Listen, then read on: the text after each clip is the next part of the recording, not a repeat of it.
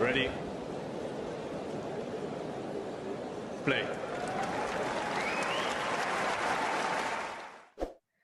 Hi, Brenner. It feels like just a few hours since I last saw you. Well, it probably was just a few hours since I last saw you. In fact, during this space, let's say, we have seen one player come back and then leave in the form of Stefanos Tsitsipas, because Stefanos is back, right? And then he loses to Holger Rune. So now it's Holger Rune who's back. However, there is another narrative about a person who's back, and that is Daniil Medvedev. Is he back? What did you make of his win over Tommy Paul? And yeah, we're going to look forward to his match against Artur Fils.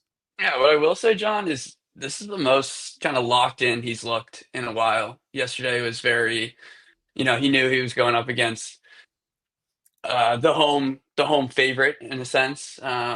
Whatever atmosphere there could be at 9 p.m. after many delays, but he looked very locked in, very composed. He's not like very emotional on court, but he gave his quiet little fist bumps and just to keep himself going, keep himself mentally in it. But yeah, I was extremely impressed last night. It felt like, well, I mean, for the first 15 minutes, I think Tommy Paul maybe won like 3 or 4 points, and then Yeah. the following 15 minutes, it was the other way around.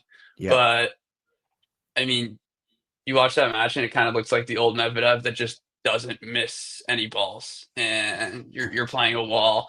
And what Medvedev does so well is he just shrinks the court on opponents, and his game plan is very strategic and essentially waits for you to miss. And that was on display last night. Tommy Paul wasn't able to, he picked some moments, but his forehand inside out just wasn't working. He was going big and putting in the net, or going big and missing it wide and long. So Medvedev just did a great job to weather the storm after losing the double break. Put enough pressure on Tommy Paul to break him, and then he won those few pressure points, which were break points, in the first game of set two, which essentially closed the match for Tommy there. So Tommy didn't play his best, but it wasn't like a horror show from him, and therefore we can still give a lot of praise to Daniel, right? That's what I'd say. I wanted, Yeah, yeah. obviously, I was big on Tommy You and Paul. I both. You and I both. I thought this But was like a I, great I think I opportunity. was actually big-ish on him. Maybe not quite as big as you, Brenner, but I was probably more down on Daniil, and I wasn't maybe reading enough into his performances in the Middle East. I think some people quietly on social media, and when I say some people, I'm not just talking about Bob in his basement in Bristol. I mean, it would have been a couple of journalists, a couple of people whose people's opinions who I respect, and they were sort of quietly saying, Daniel did much better, and he could have won that title, the one that obviously Tsitsipas went on to win. He did obviously run Greek sport very close, didn't he, Daniel, Right. and could well have come through that one.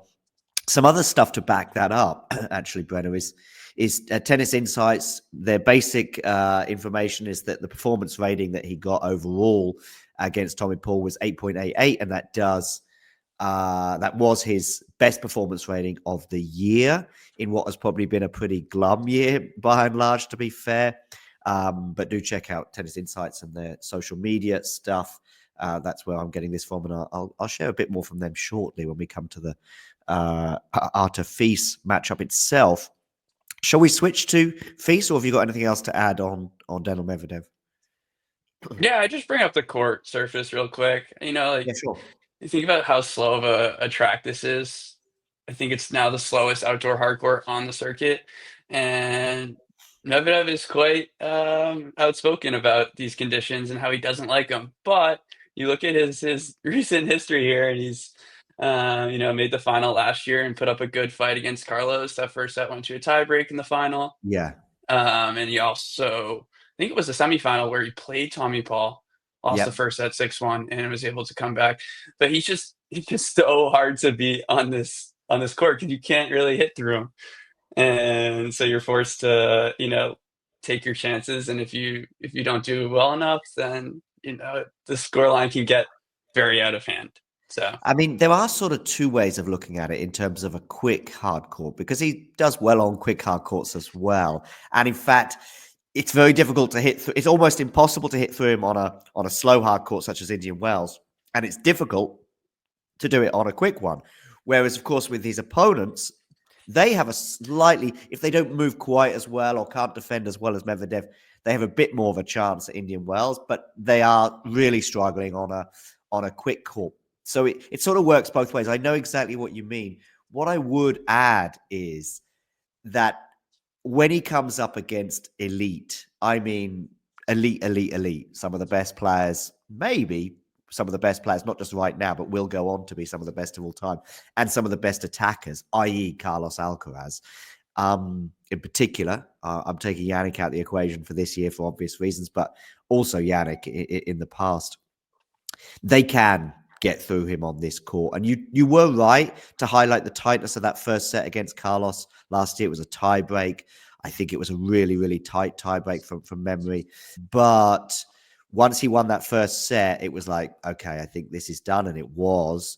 And then the year before that final, there was a huge gap between Carlos and Daniil. And I mean, we'd seen, and I remember Djokovic sort of not quite exposing, but sort of going, there is a way of beating Daniil Medvedev. I think it was in 21 after he'd lost the US Open final. They played each other in, I'm going to say Paris Bercy, maybe about 6 weeks later. And he was serving and volleying a lot. And it was working very well. Now, I'm not saying he was the first person to do that against Daniil, but he certainly brought it to my attention that day.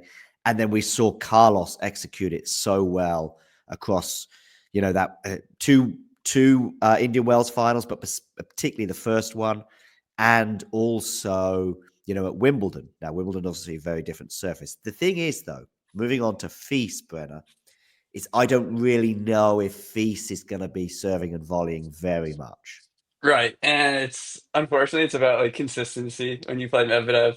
You have to Uh-huh. go for it. So I just think for fees it's a little bit of a difficult matchup because I think the frustration can boil over quite quickly for him, just given how attack minded he is and always wants to be on the go. Um, so I guess I do see opportunities for him to get to the net, probably more than Tommy Paul did yesterday. But you think about like the return position for Medvedev when he usually starts so deep and looks to neutralize the point by like the second or third ball, whereas here he's not standing as far back because he doesn't need to, and he's taking the serve a lot earlier. And then you feel like you're already into the point after the first or second ball.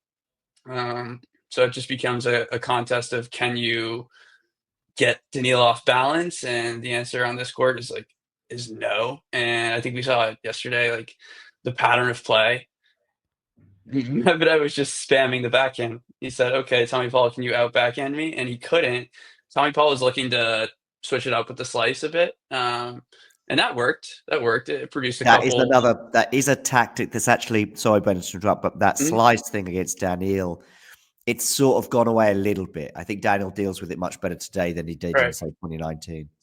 No, you're spot on. You're spot on. And like I said, it produced a couple forehand errors at the beginning, but I would say the forehand looked really well, really good yesterday, last night as well.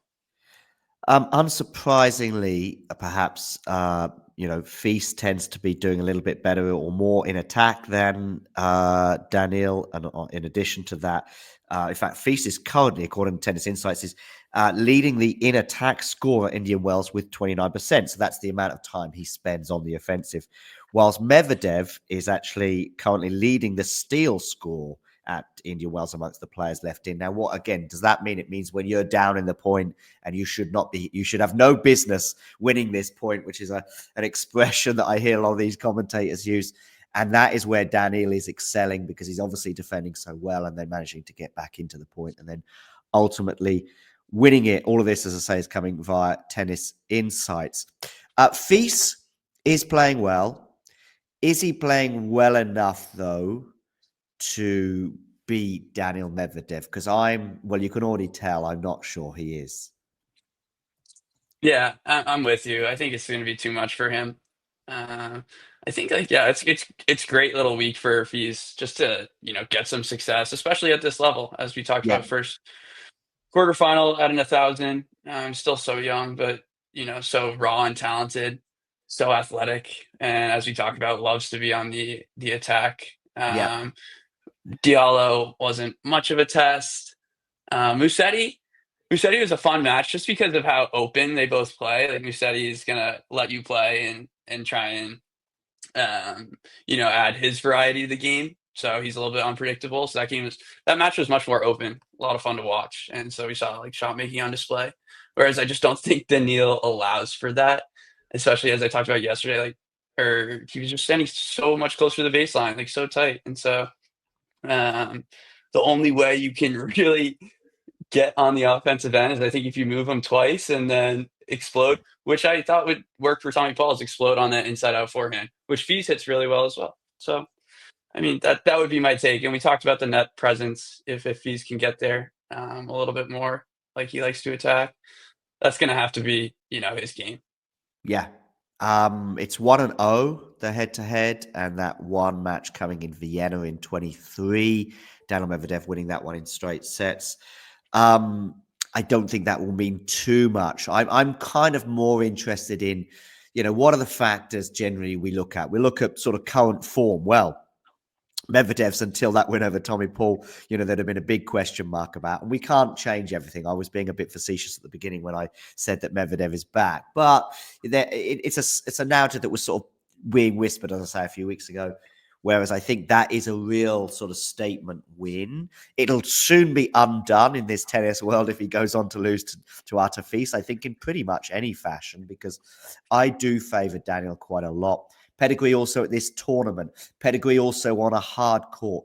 Artefis as well. His run has been, don't get me wrong, Medvedev's run wasn't too bad until he came up against Tommy Paul. But as you mentioned, Diallo and Giron in the round of 16, in addition to that round of 32 match against Musetti. Musetti's a challenge, but it's one that I would not expect, but give Feast good chances of winning on a hard court especially. So it's right. Feast needs to be getting into quarterfinals and 1,000s and maybe beyond because the talent is there, and I think it will be a regular occurrence. It just hasn't occurred until really now at this absolute highest of level of tennis when it comes to 1,000s and slams. But I think it's funny because yesterday I was writing Medvedev off against Tommy Paul, and now I'm saying that he's going to beat Artefis. But that's the nature of the beast when you can change your mind. I mean, I've changed my mind about Stefanos Tsitsipas twice in the last 7 days, 14 days, whatever, 21 days, and I will back up why I've changed my mind on each occasion. What are you thinking about this Feast Medvedev match?